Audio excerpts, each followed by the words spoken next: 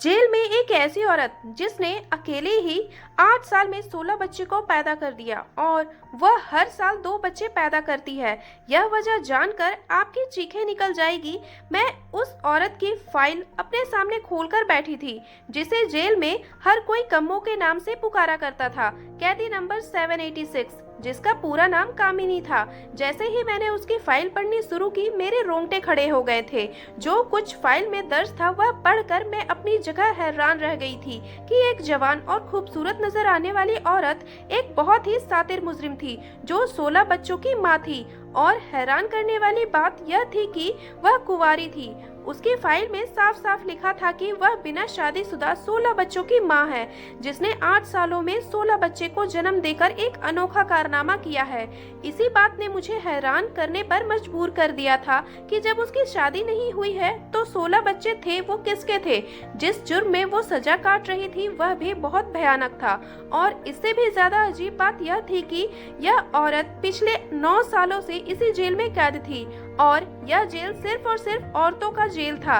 यहाँ से किसी मर्द का कोई ताल्लुकात नहीं था। यहाँ तक कि यहाँ काम करने वाली सभी औरतें ही थी और कोई भी नहीं जानता था कि कामिनी उर्फ कम्मो ने ये 16 बच्चे बिना मर्द के कैसे पैदा किए हैं। यही बात जानने के लिए मैंने अपने सारे जरूरी कामों को एक तरफ करके पहले कम्मो की फाइल को अच्छी तरह स्टडी किया और फिर उसे एक अलग कोठरी में बुलाकर अपने सामने बिठा लिया। मैं पूरी तरह चौकन्ना थी क्योंकि इस तरह की मुजरिम औरतें आम औरतों की तरह नहीं होती है, बल्कि वह कभी भी कुछ भी कर सकती है। और अपनी 18 साल की नौकरी ने मुझे इस बात का बहुत अच्छी तरह से अंदाजा हो चुका था। कम्मो मुझे देखकर मुस्कुराते हुए कहने लगी, मैडम साहिबा, आपको मुझसे क्या काम पड़ गया जो मुझे आपने अकेले में बुला लिया। मेरी नजर उसके पेट पर थी, जिसको देखकर मैं बता सकती थी कि कम से कम वह 8 महीनों से पेट से थी। कम्मो ने मेरी नजरों की तरफ देखा और महसूस किया तो हंसते हुए कहने लगी, अच्छा तो आपको मेरी प्रेगनेंसी में दिलचस्पी है। इस अंधेरी कोठरी में उसकी हंसी बहुत भयानक लग रही थी। मैंने सख्ती से कहा कि मुझे ज्यादा कुछ नहीं जानना, सिवाय इसके कि जब तुम शादीशुदा नहीं हो तो फिर तुमने 16 बच्चे कैसे पैदा कर लिए हैं, और वह भी इस काल कोठरी में रहते हुए जहां किसी मर्द का तो दूर हवा का भी गुजरना नामुमकिन है। और अब जो बच्चा तुम्हारे पेट में है उसका बाप कौन है। मेरे सवालों का जवाब देने के बजाय कम्मो एक दफा फिर खुलकर हंसने लगी। ऐसा लग रहा था जैसे उस पर हंसी का दौरा पड़ गया हो। कांस्टेबल ने मेरे अकेले यहाँ आने से पहले ही मुझे चेतावनी दिया था कि कम्मो एक अजीब किस्म की औरत है और जेल में हर कोई इससे दूर रहना चाहता है। यहाँ तक कि उसे काल कोठरी में भी इसीलिए रखा जाता है कि वह किसी को नुकसान ना पहुँचा दे। पुरानी जेलर का भी उसने बुरी तरह सर फाड़ दिया था और उसके सिर पर 10 टांके लगे थे। और जैसा जुर्म करके वह यहाँ तक पहुँची थी वह किसी भी हद तक जा सकती थी। काफी देर तक हंसते रहने के बाद जब उसकी हंसी रुकी और कोठरी में सन्नाटा छाया तो मैंने उससे कहा कि तुम्हारी हंसी के दौरे मुझे मेरे सवालों से नहीं रोक सकते। मुझे सीधी तरह से सवालों का जवाब दो। आखिर तुम किस तरह प्रेग्नेंट हुई हो और तुम्हारे बच्चों का बाप कौन है। तुम किस तरह मर्दों से मिलती हो, आखिर मुझे भी तो कुछ पता चले। जब मेरी सख्ती में कोई कमी नहीं हुई तो कम्मो मेरे करीब आई और मेरे कान में करीब आहिस्ता से अपना मुंह रखकर धीमी आवाज में कहने लगी, सच सच बताऊं, यकीन करोगी, उस वक्त मुझे वाकई वह पागल औरत मालूम हुई। एक पल के लिए तो मेरी रीढ़ की हड्डी भी सनसना उठी थी क्योंकि वह मेरे हद से ज्यादा करीब थी और मुझसे कहीं ज्यादा लंबी चौड़ी थी। इसकी फाइल पर दर्ज इसके कारनामे ने मुझे पहले ही बहुत ज्यादा चौकन्ना करके रखा था। मैंने अपने आप पर काबू पाते हुए सख्ती से कहा कि हाँ, मैं सिर्फ और सिर्फ सच ही सुनना चाहती हूँ क्योंकि झूठ से मुझे सख्त नफरत है। अगर वह मुझे सच बताएगी तो मैं उसकी जान बख्श दूंगी, वरना उसे मुझसे कोई नहीं बचा सकता। उसने मेरी आंखों में आंखें डाली और बहुत आहिस्ता से कहा कि मैं कुंवारी हूँ और मेरा किसी मर्द से कोई ताल्लुकात नहीं है, यही सच है। कम्मो की बात सुनकर मुझे बहुत गुस्सा आ गया क्योंकि मेरे सामने वह प्रेग्नेंट खड़ी थी और मेरे मुंह पर सच के नाम पर झूठ कह रही थी। मैंने एक जोरदार तमाचा उसके मुंह पर लगाया और कहा, तो फिर यह बच्चा किसका है जो तुम्हारे पेट में बिना किसी ताल्लुकात के तुम प्रेग्नेंट हो गई हो। थप्पड़ खाते ही वह दोबारा और जोर जोर से हंसने लगी। जब उसकी हंसी कुछ कम हुई तो कहने लगी, हाँ बिल्कुल इसी तरह जैसे पहले मैंने 16 बच्चे पैदा किए हैं, अब फिर मैं बच्चा पैदा करने जा रही हूँ, और वह भी बिना किसी हम बिस्तरी के। यह कहते ही वह दोबारा हंसने लगी और मैं जानती थी कि वह औरत इतनी आसानी से कुछ भी बताने वाली नहीं है। मैं गुस्से में उसे कोठरी में छोड़कर बाहर निकल गई थी। यहाँ कांस्टेबल रोहिणी मेरे इंतजार में खड़ी थी। वह मुझे देखते ही कहने लगी, मैडम साहिबा, मैंने तो पहले ही कहा था उसके मुंह ना लगे। पता नहीं यह जादूगरनी है या कोई बहुत औरत, यह कैसे पेट से हो जाती है कोई भी नहीं जानता, जबकि यह तो अपनी कोठरी से बाहर भी बहुत कम ही निकलती है और इसे ज्यादातर बंद ही रखा जाता है, क्योंकि कब उसको दौरा पड़ जाए किसी को खबर नहीं होता। मैंने तेज तेज कदम बढ़ाते हुए रोहिणी से पूछा कि तुम यहाँ कितने सालों से मौजूद हो। मेरी बात सुनकर उसने कुछ हिसाब लगाया और कहने लगी कि मैं 4 से 5 सालों से यहाँ मौजूद हूँ, और अब मैं यहाँ कम्मों को इस तरह देखा। मेरे सामने उसने 8 बच्चे पैदा किए हैं, लेकिन ना ही वो जेल से कभी बाहर गई है और ना ही उससे मिलने के लिए कोई आता है। फिर पता नहीं कैसे वह प्रेग्नेंट हो जाती है, कोई भी नहीं जानता। कम्मों से होने वाली कोई मुलाकात भी नहीं होती है। रोहिणी की बातों ने मुझे चिंता में डाल दिया था। कुछ तो ऐसा था जो नजर नहीं आ रहा था। इस सब के पीछे कोई बड़ी हकीकत छुपी हुई थी और जिसे ही जानने के लिए मुझे कम्मों के अतीत तक पहुंचना था। एक औरत होकर जो जुर्म उसने किया था वह कोई आम लड़की नहीं कर सकती थी, इसीलिए मैं कम्मों के अतीत जानने का फैसला किया। लेकिन मुझे क्या खबर थी कि उसके अतीत से ऐसा भयानक सच मेरे सामने आने वाला है, और वह सच्चा तब पहुंचकर मेरे सामने अपने होश उड़ गए थे। मेरा नाम उषा है और मैं एक जेलर थी और रोज की तरह सुबह सुबह अपने राउंड पर थी। जो मुझे जेल में आए ज्यादा दिन नहीं गुजरे हुए थे। मेरी पोस्टिंग बस कुछ दिनों पहले ही यहाँ पर हुई थी, इसीलिए मैं अभी बहुत कम लोगों को जानती थी, वरना मेरी आदत थी कि मैं एक एक कैदी पर नजर रखती थी और जेल के सभी मामलों पर ध्यान देती थी। मेरी नौकरी ऐसी थी कि मैं बहुत ज्यादा सख्त मिजाज की हो गई थी। अंदर से नरमी बिल्कुल भी खत्म हो गई थी, क्योंकि जिन औरतों से मेरा पाला पड़ता था वह सब के सब मुजरिम थी और सजा काट रही होती थी। उनके अंदर माँ, बहन, बेटी जैसे जज्बात मैंने कभी नहीं देखे थे। कोई अपने बाप का मार कर यहाँ तक पहुँची थी तो कोई अपनी औलाद को बेचकर, और इसीलिए मेरा दिल भी उनको लेकर बहुत सख्त हो गया था। मैं अपनी नौकरी को लेकर बहुत ही ईमानदार और अपने कर्तव्य का पालन करने वाली थी, इसीलिए अपने डिपार्टमेंट में मैं बहुत इज्जत कमाई हुई थी और यहाँ कहीं कोई गड़बड़ होती वहीं पर मेरी पोस्टिंग कर दी जाती थी। यह जेल बहुत ज्यादा बड़ा था और आज मैं पहली बार इस हिस्से में आई थी जहाँ उम्र कैद की मुजरिम औरतों को रखा गया था। उस हिस्से में ज्यादातर बड़ी उम्र की औरतें मौजूद थी, जिनके चेहरे पर बेरहमी साफ साफ दिखाई दे रही थी। मैंने अभी तक इस जेल की मुजरिमों की फाइल चेक नहीं किया था, इसीलिए मुझे किसी के जुल्म के बारे में कुछ ज्यादा खबर नहीं थी। मैं सभी पर नजर डाल रही थी, तभी मेरी नजर एक ऐसी मुजरिम औरत पर पड़ी जिसका पेट हद से ज्यादा बड़ा हुआ था, और यह देखकर मैं हैरान रह गई थी। मैंने अपने पीछे आने वाली कांस्टेबल से पूछा कि इस औरत को क्या हुआ है, तो उसने बताया कि यह पेट से है। इतना तो मैं भी जान गई थी कि वह प्रेग्नेंट है, लेकिन इस हालत में यह जेल में इस हिस्से में क्यों मौजूद थी, यह बात मेरे लिए हैरान करने वाली थी। वह कोई 35 साल की खूबसूरत और हसीन औरत थी, जिसके चेहरे पर जख्म के निशान बता रहे थे कि वह कोई बड़ा गुनाह करके यहाँ तक पहुँची है, जिसके निशान आज भी उसके चेहरे पर मौजूद हैं। आमतौर पर मैं पहली ही नजर में मुजरिमों को अच्छी तरह जान लिया करती थी, लेकिन कभी कभी कुछ चेहरे पहली नजर में समझ नहीं आते हैं, और उस औरत का चेहरा भी ऐसा ही था। मुझे लगा कि शायद वह कुछ दिनों पहले ही यहाँ आई है। यही सोचकर मैंने उससे पूछा कि तुम्हें यहाँ आए कितना दिन हो गया है और कौन सा जुर्म करके तुम यहाँ पहुँची हो।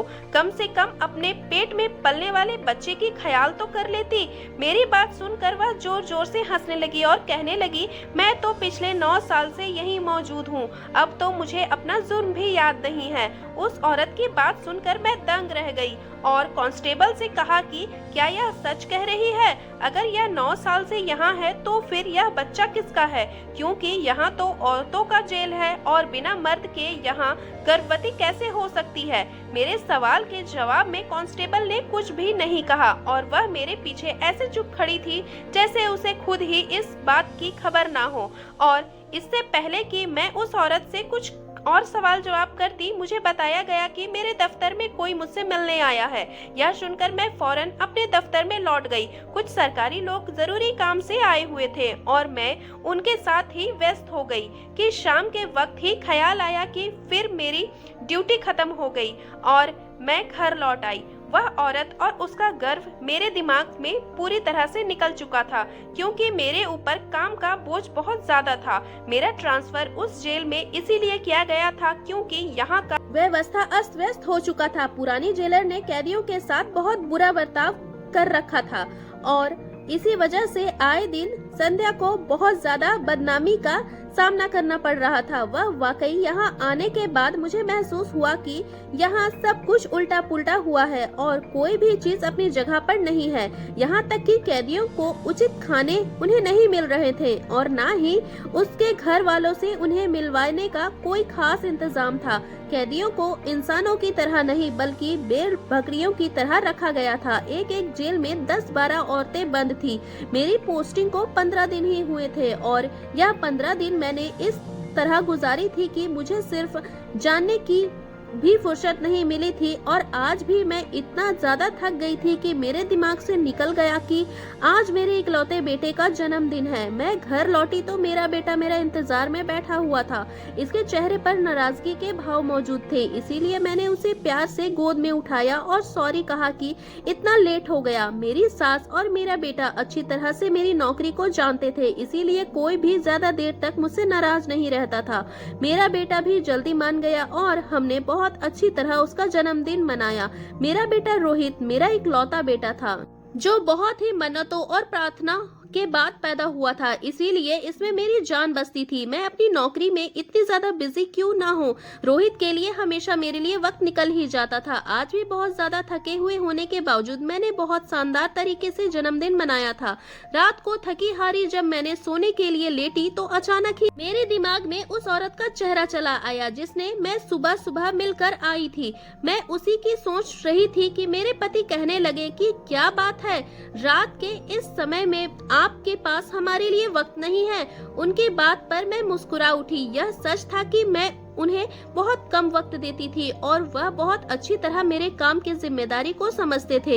यह बात कहने लगे कि इतने सालों में हम सिर्फ एक बेटे के माँ बाप हैं। मुझे लगता है कि हमारे और भी बच्चे होने चाहिए। उनकी बात सुनकर मैं चौंक गई थी। मैं अच्छी तरह जानती थी कि वह क्या कहना चाह रहे हैं, लेकिन उस वक्त मेरे दिमाग में कैदी नंबर 786 कम्मो चल रही थी। इसीलिए मैंने तुरंत ही उनसे पूछा कि क्या कोई औरत बिना मर्द के भी गर्भवती हो सकती है। मेरी बात सुनकर वह चौंक गए और कहने लगे कि नहीं, यह कैसा मुमकिन है कि अकेली औरत गर्भवती हो जाए। इंसान तो क्या जानवरों को भी संतान के लिए अपनी साथी की जरूरत होती है, लेकिन तुम क्यों इस वक्त यह सवाल कर रही हो। मैंने मुस्कुराकर बात टाल दिया। मैं अपने पति को अपनी जेल से जुड़ी ज्यादा बातें नहीं बताया करती थी। मेरी आदत थी कि मैं अपनी पर्सनल जिंदगी और जन की जिंदगी अलग अलग रखती थी। कुछ ही देर में उनकी बाहों में मुझे सुकून आ गया और मैं सारे दिन की थकान और कमों को भूलकर उनके साथ बहुत खूबसूरत वक्त गुजारने लग गई थी। रोहित मेरा और मेरे पति का इकलौता बेटा था जिसे पैदा करने के लिए मैंने बहुत कोशिश की थी। गर्व था कि ठहरता ही नहीं था। पता नहीं कितने इलाज और कितने प्रार्थनाओं के बाद रोहित मेरी गोद में आया था और एक कम्मो थी जो बिना मर्द के ही बच्चे पैदा कर रही थी। अगली सुबह उठते ही मैंने इस केस का काम करना शुरू कर दिया था। मैं इतनी शांति से जेल के अंदर एक कैदी को किसी गलत हरकत में शामिल होते हुए नहीं देख सकती थी। मुझे यकीन था कि कम्मो सबकी नजरों में धूल झोंक कर गैर मर्दों के साथ रिश्ता बनाती है और मुझे यही बात जानना था कि आखिर वह किस तरह इतने लोगों को चकमा दे सकती है। लेकिन इससे पहले मुझे उसका अतीत जानना था। वह एक भयानक जुर्म की सजा काट रही थी जिसका कल्पना भी नहीं किया जा सकता था। 9 से 10 साल पहले उसने अपने बाप को छोटे छोटे टुकड़ों में काट दिया था और उन टुकड़ों को पकाकर मोहल्ले वालों को बांट दिया था। कुछ लोगों को शक हुआ कि उन्होंने पुलिस को खबर कर दी और इस तरह कम्मो गिरफ्तार हुई और उसने खुद अपना जुर्म अपने मुंह से कबूल किया था। उसने अपने 65 साल के बाप को नींद की गोलियां खिलाकर उसके बाद बड़ी बेदर्दी से आरी के जरिए उनको टुकड़ों में काटा था। और बेटी अपने सगे बाप को कैसे इस तरह कर सकती है, यही जानने के लिए उस मोहल्ले तक पहुंची जहाँ कम्मो रहती थी। वहां जाकर मालूम करने से जो कुछ पता चला उसने मुझे चौंका कर रख दिया। कम्मो का बाप एक शराबी आदमी था और हर वक्त शराब के नशे में धुत रहता था और उसी नशे में वह अपनी बीवी यानी कम्मो की माँ को मारने से भी बाज नहीं आता था। और उसी के जुर्मों के से तंग आकर कम्मो की मां ने खुदकुशी कर ली थी। उस वक्त कम्मो सिर्फ 12 साल की थी।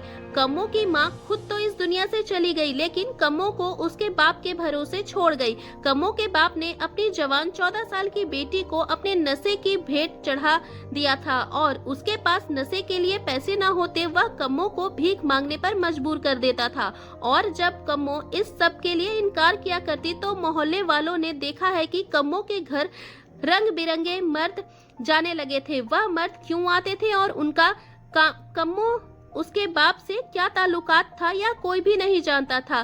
फिर एक दिन जब कम्मो सारे मोहल्ले को कोरमा बांटा तो मोहल्ले वालों को शक हो गया कि यह गोश्त इंसान का है और इसीलिए पुलिस वालों को खबर कर दी गई। तो पता चला कि उन्होंने अपने बाप का ही अपनी आरी से काट कर उसके टुकड़े टुकड़े कर कोरमा बनाकर बांट दिया था। उसी दिन वह गिरफ्तार हो गई थी और उसने इस बात को कबूल भी किया था और अदालत में उसे उम्र कैद की सजा सुना दी गई थी। कोई नहीं जानता कि कम्मो ने इतना बड़ा कदम क्यों उठाया था और उन मर्दों का कम्मो या उसके बाप से क्या लेना देना था। कम्मो ने कैसे अपने बाप को काटा था। एक 13-14 साल की लड़की कैसे इतना बड़ा जुर्म करने के लिए मजबूर हो गई थी। ना ही कम्मो का कोई रिश्तेदार था ना ही कोई जानने वाला था। इसीलिए किसी मोहल्ले वाले को भी खबर नहीं था कि कम्मो अब कहाँ है, किस जेल में है और उसे क्या सजा हुई है। कम्मो का अतीत भी इतना ही उलझा हुआ था जितना कि उसका हाल था।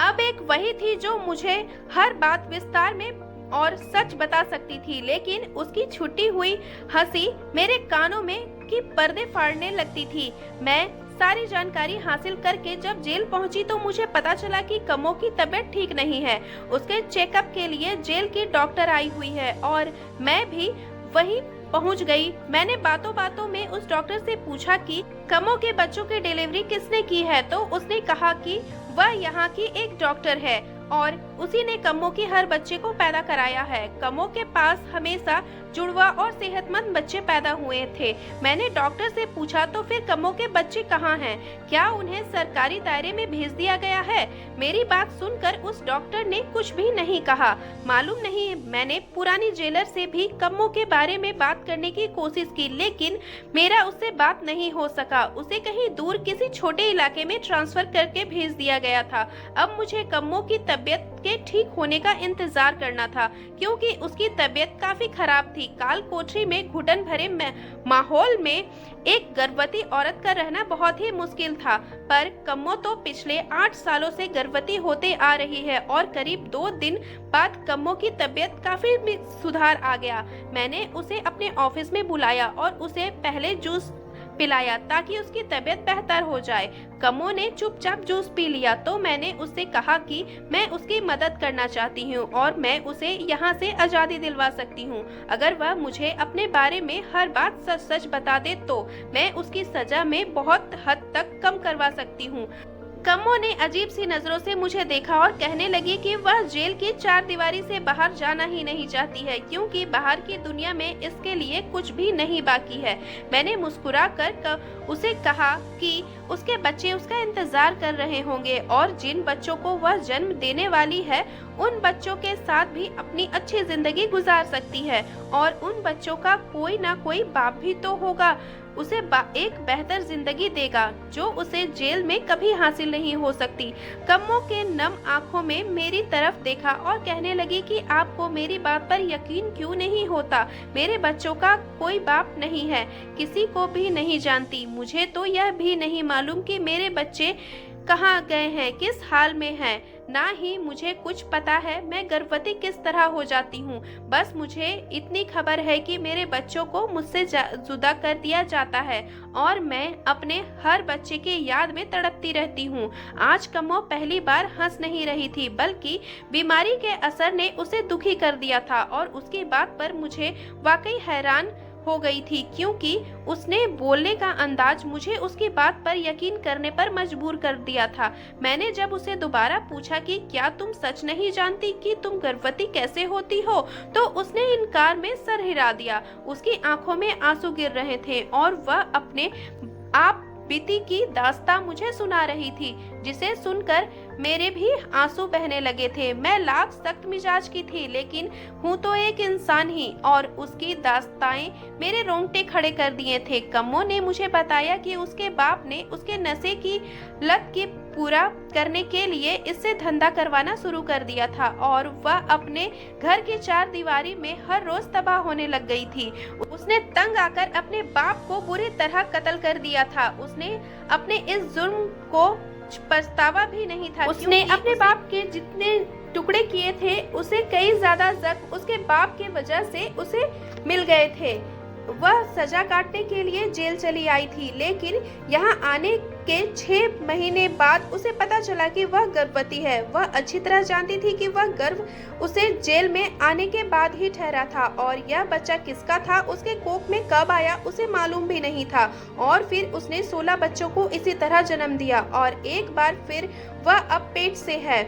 वह एक बेकसूर लड़की थी, लेकिन फिर कसूर किसका था? और यही बात जानने के लिए जब मैंने जेल में जांच पड़ताल करनी शुरू की और अपने ही साथ की कर्मचारियों से जांच पड़ताल की, तो एक ऐसा भयानक सच मेरे सामने आया कि मेरी जान निकल गई। मुझसे पहले जो जेलर यहाँ मौजूद थी वह यहाँ की डॉक्टर के साथ मिली हुई थी और हर महीने कैदियों को जो चेकअप करवाने आती थी, उसी दौरान उसके कमों के अंदर किसी मर्द का स्पर्म डाल थी और इससे बच्चा पैदा करवा देती थी, बेच दिया करती थी। वह जेलर इसी तरह के घिनौनी हरकतों में शामिल थी और अच्छी तरह जानती थी कि कौन कौन से कैदियों से मुलाकात के लिए उनके घर वाले नहीं आते हैं और उन्हीं कैदी औरतियों को अपने मकसद के लिए इस्तेमाल किया करती थी। गलत काम करके पैसा बनाती थी। वह वाकई पीड़न की शिकारी थी और उसने किसी मर्द के साथ कुछ भी नहीं किया था। वह खुद भी नहीं जानती थी कि वह कैसे इतने बच्चे की मां बन गई थी। मैंने उस जेलर के खिलाफ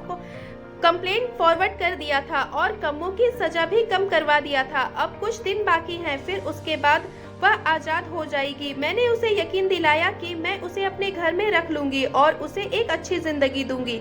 वह मेरे घर रहकर मेरे लिए इज्जत से के साथ काम कर सकती है। यह सुनकर वह बहुत खुश हो गई थी और अब जो बच्चा पैदा होने वाला था उन पर सिर्फ कम्मो का ही हक था। मैं अब उसको उन बच्चों से जुदा नहीं कर सकती थी। क्या आप लोगों को लगता है कि मुझसे पहले वाली जेलर इसकी इस जुर्म के कोई सजा होगी या फिर वह अपनी वर्दी की वजह से कानून की गिरफ्त से बच जाएगी? क्या आप लोगों को जेल की जिंदगी से भयानक सजाओं के बारे में कुछ पता है? अगर कहानी अच्छी लगी हो तो एक लाइक जरूर कर दीजिएगा और उस जेलर को क्या सजा होनी चाहिए यह भी जरूर कमेंट करके बताइएगा। और ऐसी अच्छी कहानियां सुनने के लिए चैनल को सब्सक्राइब कर लीजिए। मिलती हूँ नई कहानी के साथ, तब तक